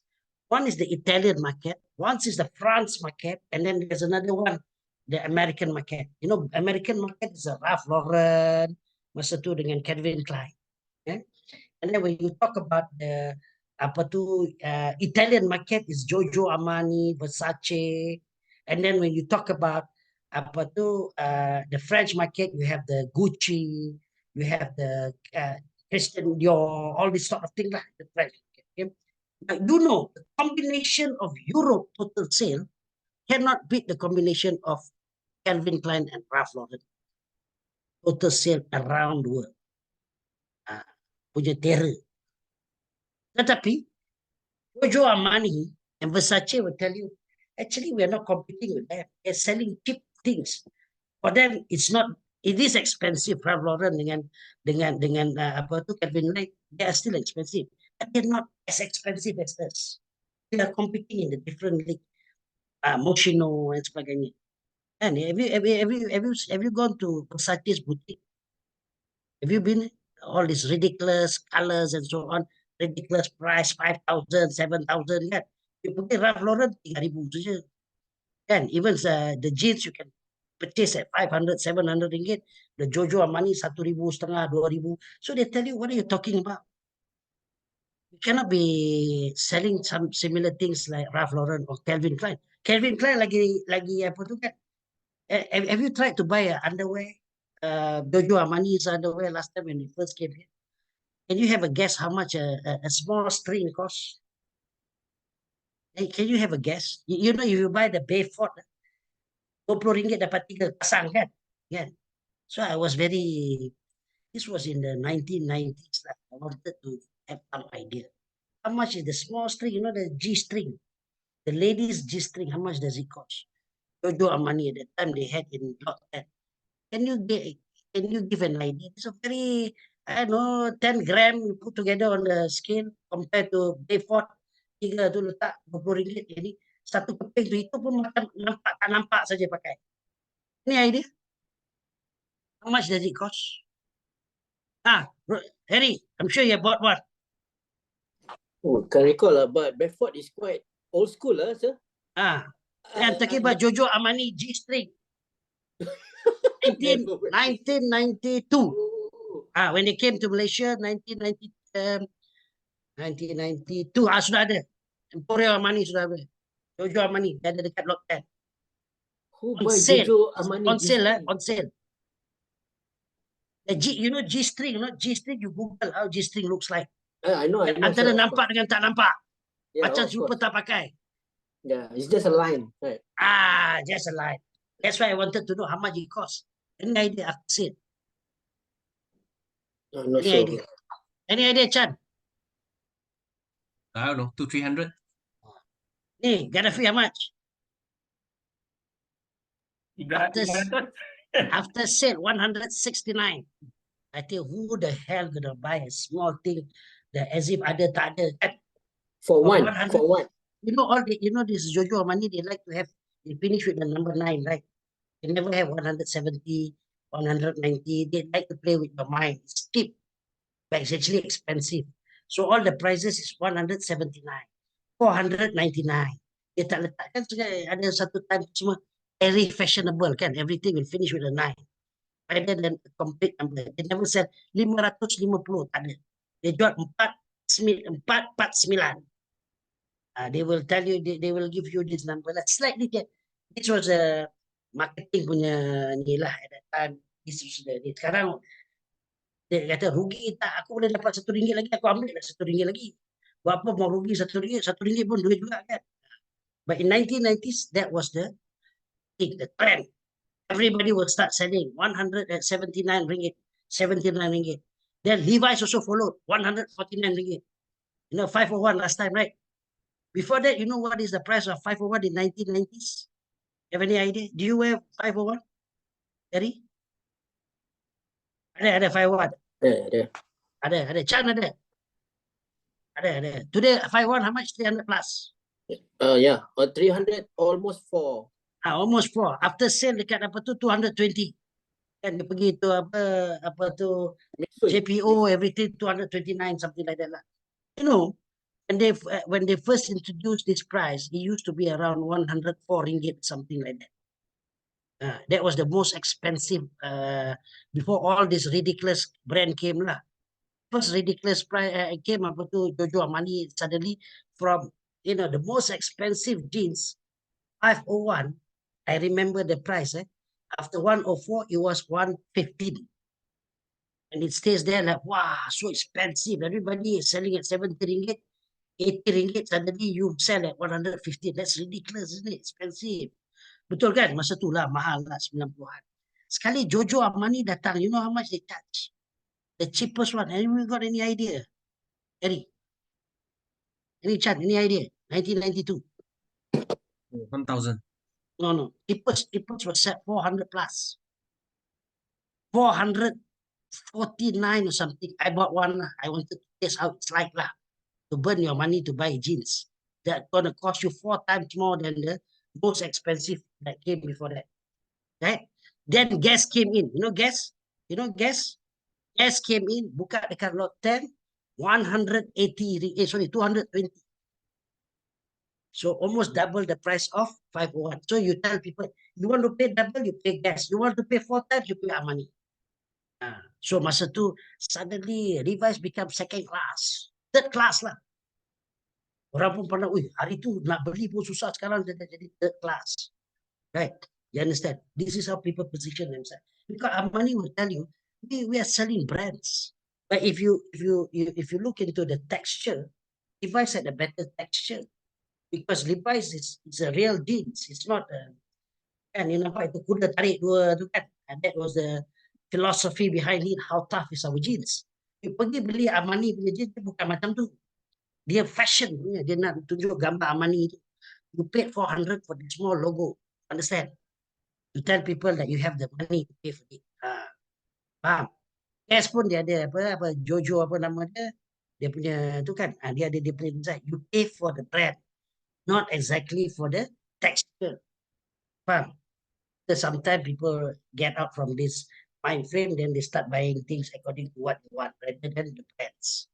And now people buy 501 because they believe that this is a real jeans. The other one is all fashion. Contoh lah.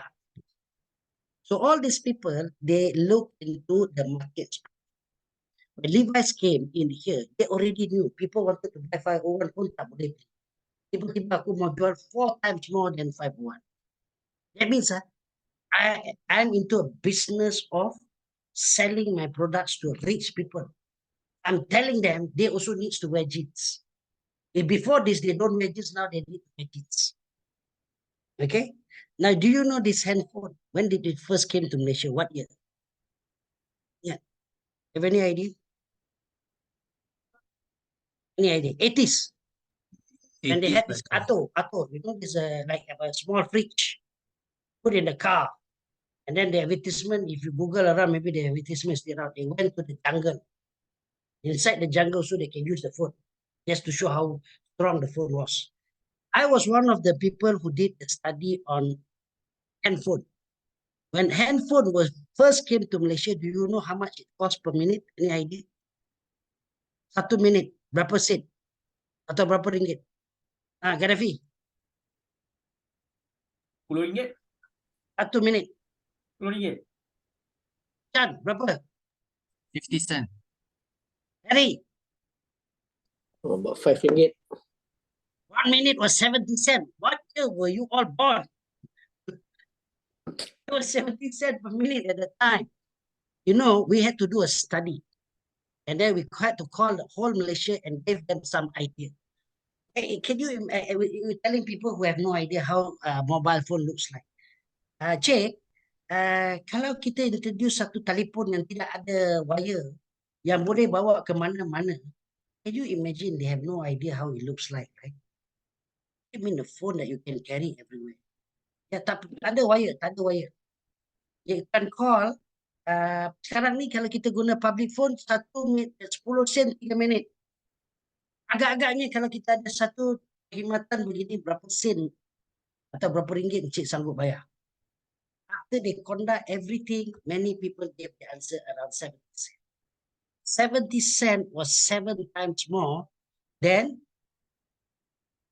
the public phone punya price. Public phone was 10 cents for 3 minutes. That was a lot of money. Can you imagine 7 kali ganda untuk 1 minit. And then you on top of that, you got to buy the phone. This was something new altogether. Asian were not used to this. And I remember those days, yang ada handphone yang you carry, semua orang kaya saja. My boss had one of them. You know this, apa tu, Ericsson yang boleh buka macam tu. Wow, that was stylish lah. Ada kuning, hijau, biru lah, semua very stylish. So eventually, people started to buy this apa tu Nokia. Nokia was cheaper. A lot of other brands were very expensive, 1,000 lebih. I remember the first phone that I bought was about 1,000. Itu NEC, Platinum. They advertise it, it can last for 6 days. 6 days, you know. So I bought it, you know why I bought it? Because I wanted to go to England and I don't want to touch. So I can go there and come back. Masa tu telefon cuma 2 hari lah. 2 hari dia mesti charge punya lah. So what I'm trying to say is that when phone came into Malaysia, they charge you 7 times more because they believe they are monopoly. Right? And they had to force people to buy. They had to create a new culture. Otherwise, they cannot survive. Today, can you imagine? You have this My Sejahtera, and then you tell people, hey, you people must have apps. And somebody said, hello, I don't have smartphone. Can you imagine going to universities today, all the university student, cikgu kata, hey, let's have Zoom. Then somebody came in, I don't have a smartphone. Ada, semua orang sudah ada. Ada betul kan? Everybody had one. Mesti ada. Dia sudah jadi keperluan, bukan kehendak. In 1990s, it was a kehendak. Orang kaya ada. Who can afford 70 cents? You know the trick? If I want to call Harry, you know what the trick I would do, Harry? Have you got any idea? Kita tembak saja. Put drop call. And Harry will be, oh, he's calling me lah. Then Harry will call back. Harry, that was the whole game. I wanted to speak to Harry, but I want Harry to pay for it. Right? That was last time got reverse charge also, Prof. Reverse charge. Okay, yeah, reverse charge available. Tapi reverse charge selalu ni. Public phone. I used to be in England. I call my parents. Reverse charge. During good days, no problem. Pick up. Kalau not good days, sorry, not available. So last time you call 70 cents. So what you do? You tembak sajalah. Tembak Chan. Then Chan will feel guilty. Yeah, he's calling me lah. Then I wasn't aware. Actually tak ada bunyi pun. Ketekan pup dia sudah dapat call. Nanti Chan, oh ya lah, when was it he called just now? Then Chan call kan. Kita temirang lah. At those days, I can't remember whether this Messages was available. I think messages was available, but messages also was about 20 cent lah. It was not a free. Satu message, mau pergi makan, 20 sen. Ridiculous, isn't it? Mau pergi makan, Harry, you want to eat? 20 sen. Harry jawab, okay, 20 sen lagi terbang. Kan? Then suddenly when I was in the UK in 2002, they introduced, Malaysia tak ada lagi. They introduced, you buy the phone and the package. Then they give you 100 minutes free. Okay, call. Then calls line to line. Same line free. Different line pay. Then people say, hey, what line you wearing? Celcom. I don't want to call you. Because if I call Celcom, I've got to pay. So don't call. Then Harry got to have two phones. One is Celcom line. This is a Maxis line. Of course, this one doesn't apply in Malaysia lah. It was in the UK. It's O2, Vodafone lah, T-Mobile. So I had like 3 phones, depending time. What line are you wearing? Okay, call. Become free. So I had like 3 phones or 4 phones. All different. I think I got 3, not 4. Because I didn't have Orange. So I had T-Mobile, I had O2 and Vodafone. So you carry 3 lah. Like suddenly you become like policeman kan, dia semua letak pi kat dekat apa tu, ada 3 pistol kan, telefon Chan, okay, Chan mana itu, T-Mobile gitu. Then suddenly somebody came with a better idea, don't be ridiculous like buy 3 phones, right? So what they did was, we give you less time. Last time we give you 100 minutes, 1000 minutes. Now we give you 100 minutes, but you can call anybody. Okay. So now we make the conversation very short. Then, or you can text for free. So no more call, texting. That's why people today love texting. You understand? That's the culture last time. But sama bayar, kita text phone for free. Right? Now with the creation of WhatsApp, when WhatsApp created, what happened to BlackBerry? Gone out of business, right? You know who has BlackBerry? Do you know who has BlackBerry? Which country uses BlackBerry?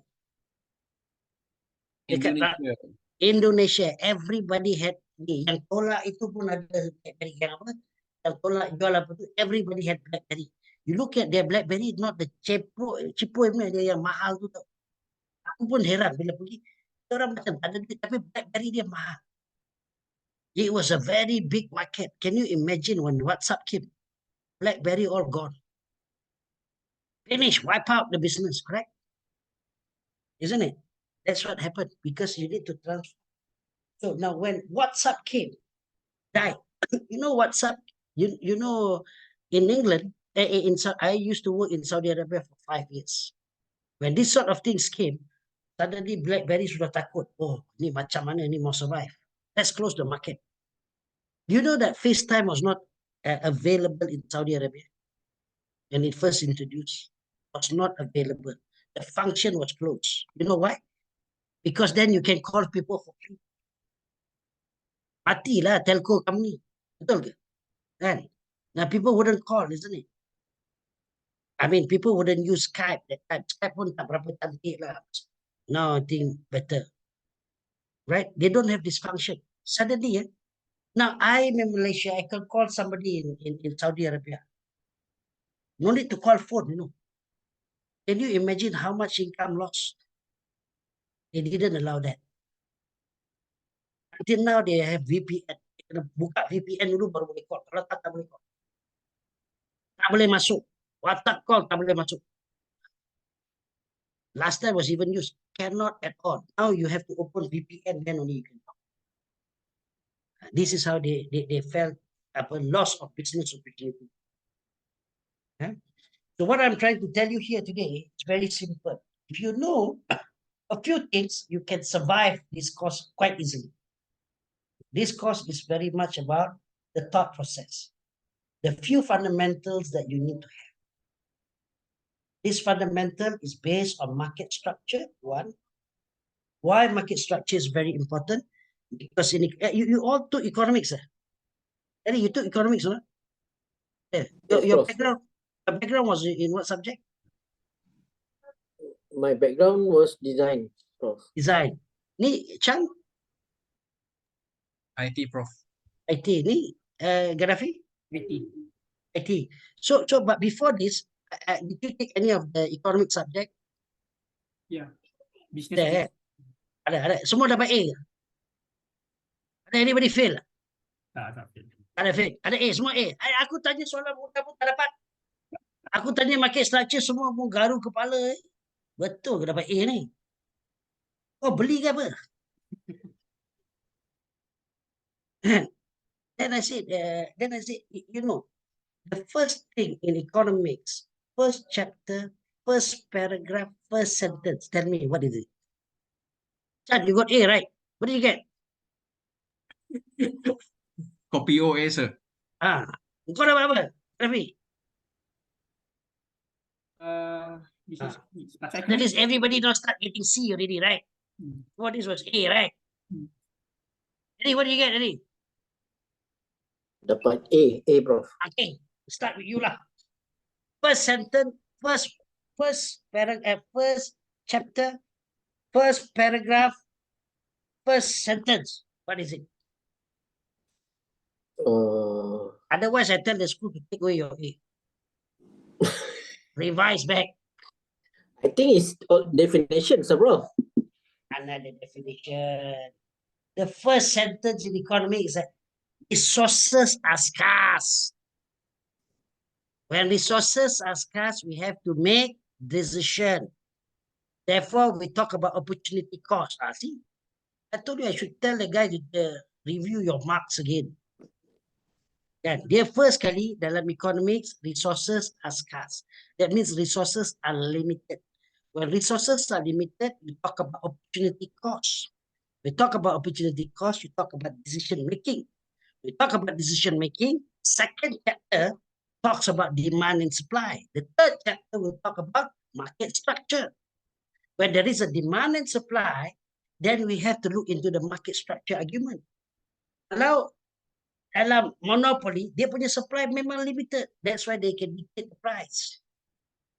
This is the normal thing. That's why these three chapters yang pertama very important. That's why you got to make decision. Like today, for example, at this hour, what decision are you making? Gaddafi, what decision are you making? Sleeping or listening to the class? So that means listening to the class must be valued more expensive than sleeping. Otherwise, you go and sleep. Betul? Chan must still have believed that despite choosing the wrong team, I still feel like I can pass. That's why he's still here. Otherwise, he said, okay, sir, I see you next semester lah. Sleeping is more expensive now. Considering I already know my fate, I might as well go and sleep. Right?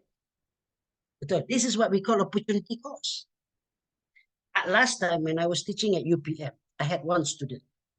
She was an actress. Actress, you tahu actress. Actress ni tak ada kerja, tak ada gaji lah. Dia bukan ada retainer fee. Dia bukan kata ada tu. Dia mesti kerja baru ada gaji. Kalau tak kerja, tak ada gaji. Okay. So she knows that my class, if I conduct the class at 6:30, finishes at 9:30, she knows that the class never finish at 9. It finish around 12 o'clock. Because there will be about 2 hours of consultation, student, blah, blah, blah, blah. In the end, the whole class never leave lah. After that, we hamca sama makan teh tarik lah apa tu semua until 3 o'clock. Student can be ridiculous, you know. They want to buy the lecturer, right? 3 hours, they are mama lah, everything. They forgot on Saturday. Usually my class is on Friday. They forgot on Saturday. I have to come and teach again. They all sleep for the rest of the day. I still have to come to class. So I had this girl. She was an actress. So she never missed the class.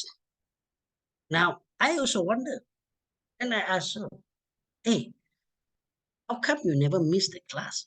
You always come on time. You said that I don't want to miss your class. And it is true. During the time when she was attending my classes, she also appears on the Astro. But she was appearing on the Astro on the mini series.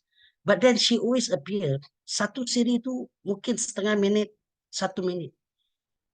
And I know dia punya level, dia bukan level apa tu, apa dia panggil extras. Dia punya level tu kurang-kurang orang nombor 2 punya level. Nombor 2, nombor 3 lah. Kalau tak main star, nombor 2, nombor 3. But not extra. So she's told me, when I took your class, I had to tell the producer I can only take this very minor. So in every episode, she will come in wearing almost the same dress, like in the office, and then just have a chat. Hello, Harry, blah, blah, blah, blah. Okay, bye. You know, that sort of cameo lah. Right?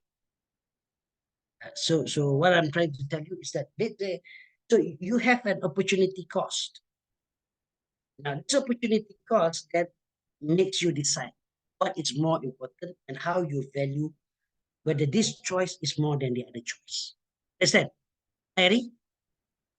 Now, how far is your A from this knowledge? Okay, Prof? How far is this new knowledge from your A? If it is too far, then I should ask the lecturer to revise back your grade. You look like this is a new knowledge to you. No. It's yeah. Flashback now. Suddenly it comes back. The ACL suddenly taken away some part of your memory, is it? the pain. So this knowledge, let me tell you, this knowledge you must keep in your mind that when you make decision, I know a lot of the things that you make decision is because you are so it comes naturally to you. But this is the thought process behind it. That if you eat at McDonald's, it is always at the expense of something else. That is the opportunity cost. Right? I'm sure Chan, you also got to make a decision. Should I go with this guy or should I go with that guy? This company or that company? That is opportunity. If you say resources are unlimited, like Manchester City, no problem. Today buy, tomorrow buy again, no problem. Unlimited. Right? Now Manchester United also try to do the same thing. That doesn't work. Right? Eventually they realize, hey, actually, you guys didn't go to Manchester University. They tell you, isn't it? Resources are scarce. Don't simply buy people. Manchester City different. And they buy and buy, never stop buying. Or Chelsea lah. Chelsea's trying to do the same thing. They never see that the failure is something else. They always see, no problem, tomorrow buy some more. Betul lah. Harry? Correct, Harry. And you look at their business, no problem buying, simply non-stop of buying. It's Chelsea, betul kan? Tapi dia result tak dapat. At least Manchester City result dapat lah. So the problem is always the people. Right? The problem is always the player. Tak cukup, beli lagi. But eventually, it's not about strategy. It's the people. Salah. These people all don't go to economic classes. They didn't realize that actually when the team is so big, some people, it will create unhappiness among the players. Did you play all these fantasy football or apa tu, what do you call it, these games? Ada main tak? Macam game apa tu? Football manager game. Have you played this game before? Pernah main? Chan? Waiting for the plane. Long time. Long You time. realize, when you have a lot of money, you buy players, then you realize some players not playing, their skill gone down, right? They're unhappy, ask for transfer here and there because they realize that there is an opportunity. Why don't I play somewhere else? I mean, of course, this is just a football manager, but they try to emulate the real things that's happening in the football team, isn't it? So many Chelsea players not happy, isn't it? Because they're not playing. When they're not playing, they're not marketable. When they're not marketable, they're sponsored. Tell you, hey, I pay you Adidas, pay. Hey, you're supposed to be wearing the shoes, no? You're supposed to be wearing this. You're not wearing because you're at the bench. Hey, make some noise, right? Go and find another club. Go and find similar club. Go and ask your agent, football agent. Go and find something else. And hey, but this is a big team, no. Pride, I told if I play for older teams, isn't it? All these people, they are representing certain brands. Betul tak? And you punya team tu apa tu? Rice. They are all ambassadors, right? They get appearance punya pricing for pakai kasut tu. Do you realize you go and see the games every time? If you watch every game, they wear different shoes. Today they pakai biru. Like us, we play the same shoes every time. I'm comfortable with the shoe. These people, you think they got choice? And this game you pakai biru, next game pakai merah, next game pakai orange. You know why? Because people into football, they watch into this thing. Hey, probably too. Because we're selling football shoes now. If you're wearing all the black, Now nobody wears black shoes, pure black shoes, because if they wear black shoes from outside, you are not curious. Don't even know. Did you study about Adidas?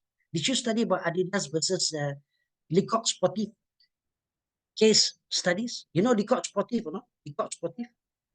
The one Argentina used when they first won the apa tu World Cup last time, right? The Lecoq Sportif got the apa tu gambar ayam kan? Kan? You know, Lecoq Sportif, before they designed the triangle and thing and that on the shoes, because that one looked like Sojenbach. You know Sojenbach, the German brand, also something like that. But when it comes to football shoes, they only had 2 stripes. Adidas had 3 stripes, correct? Adidas had 3 stripes. Lecoq Sportif had 2 stripes. So now, from far, they look similar. They're all black boots. One got 2 stripes, another one got 3 stripes. So Adidas said, this guy is copying me because people cannot tell from distance. Right? They went to the court, the court Sportif won. Adidas lost. Because the court said that no, this is 2 stripes, this is 3 stripes. People should be able to identify. You understand? Okay. So when the Germans or the Adidas kan sebagai 3 stripes kan. So I'm French. Why should I promote German? You know what they do? Do you have any idea what they did to the football shoes? Any idea? Any idea what they did? Gaddafi? Any idea? What color? They polished the shoe into all black. Because you know, there's Lecoq Sportif, all French company, right?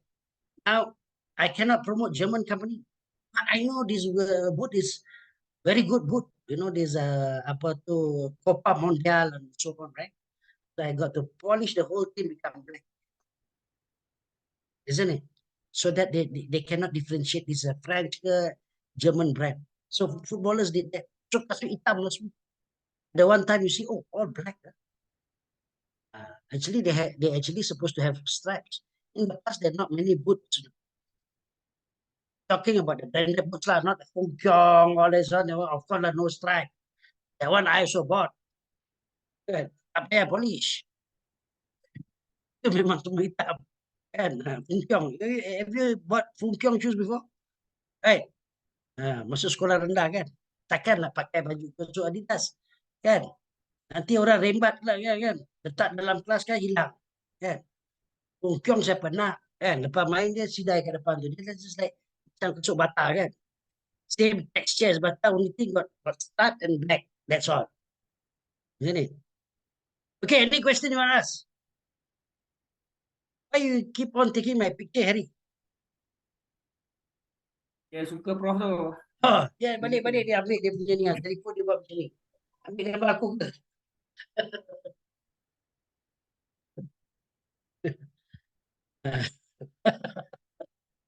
Okay, any question? Say, bro? Anything to ask? No, at the moment, bro. Not anymore. His mind is no longer there. He's worried. We did 1 hour's time.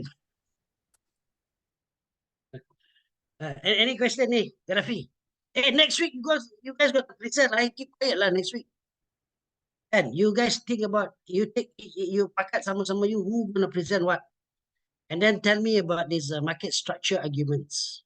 Yeah, market structure arguments, and also Porter 5 forces. Porter 5 forces is very important. Yeah. Now you got to understand.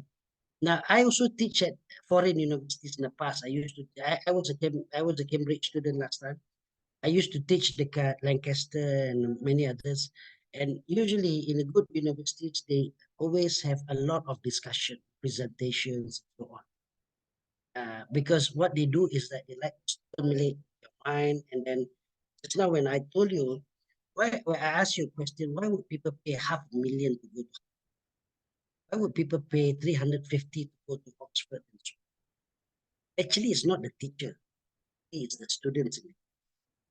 Because have you gone to a business? Have you gone to a business networking sessions? Ada tak? Harry ada pernah pergi business networking dekat KL Been CC? ada connected event kat Cyberjaya and few business. Yeah, sometimes when they organize this thing, they ask you to pay 2,000 for 3 hours. Go to Right, KL Central so that you can meet other businessmen, you give your business card and so on. Right?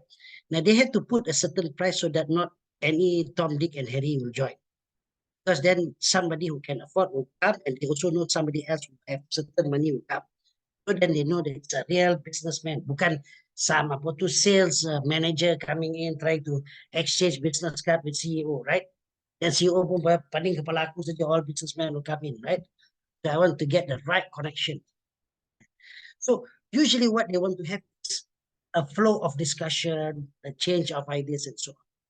That's why in good business school, they have a lot of discussion because you want to get to know him, he wants to get to know you. The lecturer is facilitating the ideas. So usually what we do is that we tell you the certain ideas and then you guys discuss and then you will comment. This and that. I only bring in the theories. The theory says like this. They say, oh, in the real world, it's not like that. Yeah, what went wrong or what went right? Things like this. And of course, Chan will tell you, I can bring in the, the international flavor about doing this. And then Harry will tell you, oh, I bring into the arguments of, being niche in the market and then so on. That's why I behave like this. And Chan will tell you, oh, in order to go into a foreign market, your behaviors have to be like this. You have to study the market, and then you have to segment yourself into. You can't just be any players in the market, otherwise you get diluted quite easily. All these things are very important. That's why in a business class, it has to be engaged differently. It cannot be